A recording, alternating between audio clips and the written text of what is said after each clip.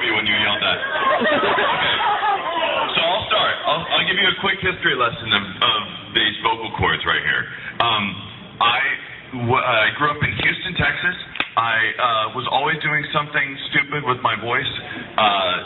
I had the lucky privilege of being older than all of you, and I predated caller ID, so I got to call people all the time, and they never knew who I was because I could crank call them, and that's what I did most of my life. Like, until Star 69 came out, which was this way where if somebody prank called you, you could do Star 69 and would call that person back, which didn't worry me too much because I would just change my voice. What I do is I call up somebody and is your refrigerator running? And they go, no. I'm like, you better go catch it, whatever. And then they call back and they go, oh, sorry, that was just my son. He's going to get a serious spanking, I promise you that. He'll get a serious beating. And they're like, no, that's not necessary. I say, no, I'm glad you called about this. He's going to be in some serious pain this evening. Totally unnecessary. All right, so, I grew up, if you ever saw Rushmore, I don't know how they got the transcript of my life and turned it into a film, but that was me. I started every single club. I was the president of every single club, and I managed to get like C+ and everything without ever having to open my books. I went to university at the University of North Texas on a scholarship for opera, of all weird things. No, I won't sing. Which is why I left the opera department a year later, because I was like, wow, this is paying my bills, but boy, do I not want to do this for a living. Because of my voice coach was telling me things like, the best thing for you would be to go to bed early, not drink coffee, don't smoke cigarettes, don't talk loudly, don't go out. I'm like, wow, this is absolutely the wrong career for me. Like, I'm not going to be able to do this. So I didn't.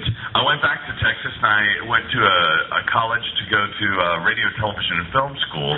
I started working in radio stations in Houston, a bunch of rock stations where they'd always tell you, like, yeah, sound more stoned if you could. And like, okay, around when I'm on KLOL, listen to Stone Temple Pilots song. I had to do like the super, super late night shift.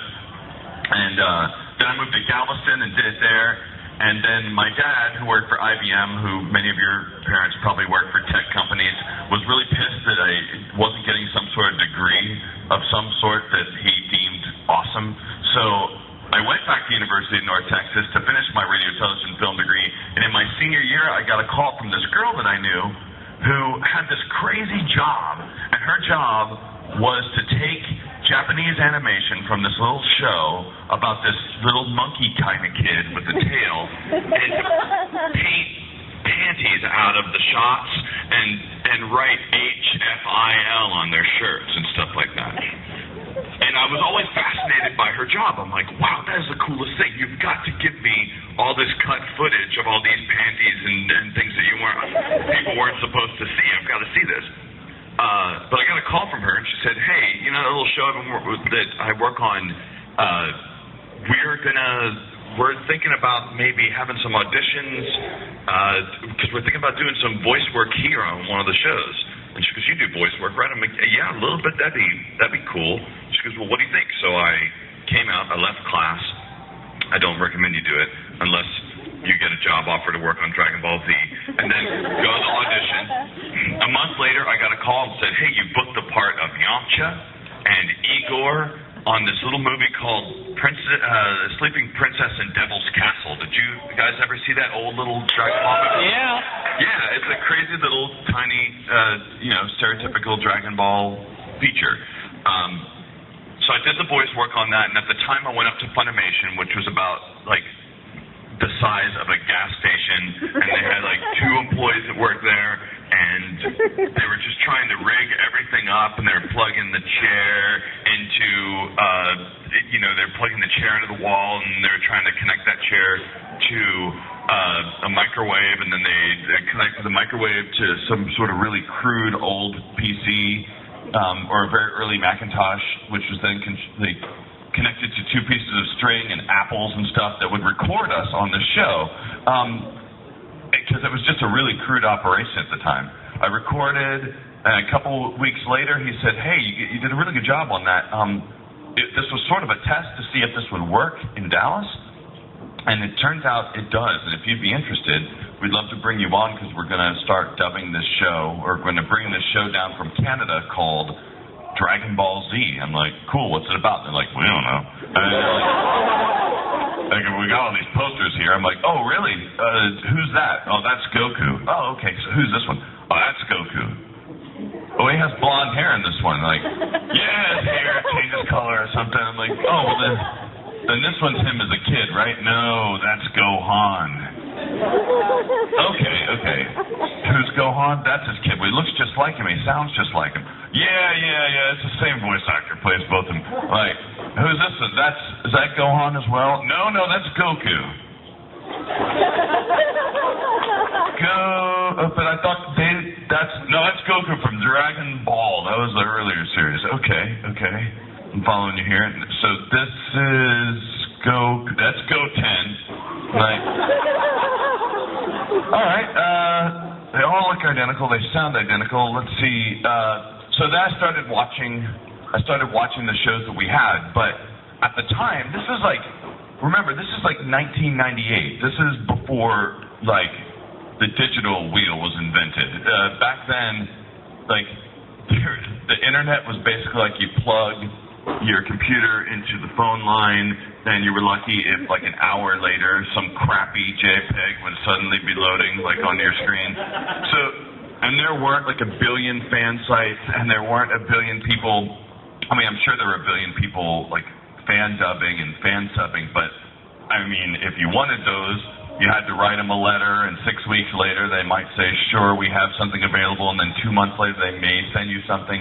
And plus there was no, like, catalog that you just go and order illegal fan subs to watch Dragon Ball. There was nobody to give us, like, serious information. In fact, not even the Japanese were giving us really good information back in the time at Funimation. There was sort of a new relationship between an American company and a Japanese company doing this sort of thing, and they had finished Dragon Ball Z a long time ago, so Funimation was like, hey, we need these episodes so we can run them on TV. Yeah, we will get you episode. Hang loose. And Lynyrd Skynyrd, it's cool. We're like, that's cool, but we really need these episodes. Like, we have to find them. They're floating in outer space. We send them in capsule to planet Moon. So we had to get a lot of our early materials from Japan down there, from Mexico. So, because in Mexico, they'd already been running the Dragon Ball Z series for a while. Dragon Ball Z. So the only earlier references I heard of the characters, we didn't even get to reference the real show. We had to hear the Spanish version, where they couldn't call Chi-Chi, because in Spanish, Chi-Chi means breast. So you had to call her Milk. Hello, Milk. Which I guess comes from the Chi-Chi, obviously. Chi-Chi Milk. So we worked on that show for a long time, and just to give you an idea, I know a lot of you are like, wow, Chris, great job casting yourself on everything. Real cool. I promise you, we didn't have a whole lot of options, because back at that time, this is in Dallas, so there's not like this giant actor pool of people and all these people who had experience in dubbing. Heck, there were hardly anybody that had experience in dubbing, no matter where you looked. Not only that, Funimation didn't have a lot of money at the time, so they couldn't go out and hire the most expensive people to do it either. So they said, well, Chris, just put an ad in the paper, and we'll see who shows up for the auditions. And so we had like 500,000 people show up. But from the corners of the darkest, weirdest places in the universe, like, we're showing up for these auditions, like, not applicable, let me just say. We had one dude show up, and I'll just say this, and I'll drop it, but this one dude showed up, he showed up at the very end, like, after we were done. We were already done with the auditions for 15 minutes, but he walked in, he's like, this the additions for the thing? And the producer was like, I'm sorry, they're, and before he could say they're over, I was like, wait. Yes, we'd be happy to take you. Come on in, please. So he comes in and goes, okay, man, so, which one? Okay, I'm gonna read this one for Chow Zuzu. Here we go.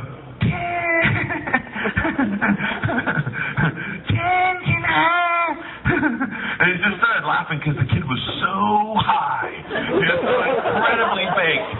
And I was like, okay, that's cool. I like it. You're doing sort of a Japanese accent, and we're going to kind of avoid that since it's already been done in that language. Why don't you try another way? He's like, all right, okay.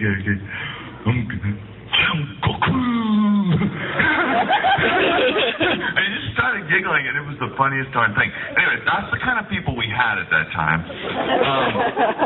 We had one other guy. Sorry, I tell you this story. We had one other dude that came in and was like, yeah, I'm ready for the auditions. I'm ready for this. So, all right. I was like, go ahead and start. Just go ahead and say your name and the name of the character and get started. I'm Boma. Boma is a technical genius, very headstrong, and very cool, and collected on a... I'm like, actually, hold on. Don't read that part, actually. Read the part that has the actual lines for the character. That's just a description. So go ahead and just say your name of the character, and we'll get started. Reading for Boma. Boma is a technical, headstrong... I'm like, wait, no, don't read that part. Read the part that's like... And then he finally reads it, and he's like, I mean, I could do this all day. I got tons of voices. Hold on, I got to think. I'm Yajirobe. I'm Vegeta. I'm Piccolo. I mean, they all are the same voice. Like, I got this wide range. Like, listen, hold on. Now I'm Vegeta. Hold on. Now I'm Boma. I'm like, okay, cool. So we had all these auditions. We submitted them to the producers at the time. And, of course, as a voice guy, I mean, I submitted my own auditions for things, too. And a lot of it was based on us sort of mimicking the Canadian cast. As you guys know, any of you who are really knowledgeable of, like, the whole Dragon Ball thingy, the Ocean Group, a bunch of badasses up there who are all professionals and awesome. We had to try and copy their voices at first, which was horrible, to say the least. It was really, like, we were all just kind of doing bad copies of their voices. And so when the producers started listening to this, they're like, hey, I think we want this guy to play Vegeta. I'm like, that's me, actually. Like, oh, cool, well, you're the voice of Vegeta. All right, we're going to have this guy here play Piccolo. I'm like, oh, that's me. Like, all right, okay. We have this person play Captain Ginyu. All right, that's not me. This person play Goku. Cool, it's not me. This person, you're going to play Yamcha still.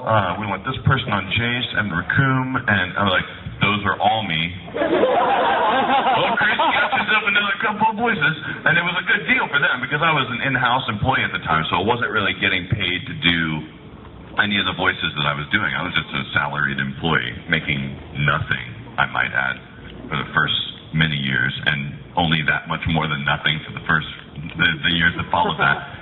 But it was freaking awesome. So I was the voice of Vegeta, this guy here who, thank you, that no one at this convention has asked me to say over 9,000! What? It's been really impressive. This is the very first convention I've been to where no one has actually asked me to do that yet. And that was extreme. And I don't know who spread that rumor. It might have been Ken, the guy who drove me from the airport. There he is. That might be Ken. If you guys talk to him, he's probably, hey, dude, don't ask him to do that, man. He'll punch you square in the balls. Which is what I told him on the drive home. So word travels quickly. Let's see. And then I was Piccolo. Piccolo's like way down here. And I've said this a billion times, but I've always believed that Piccolo's only job in Dragon Ball Z is to give directions to Gohan, which is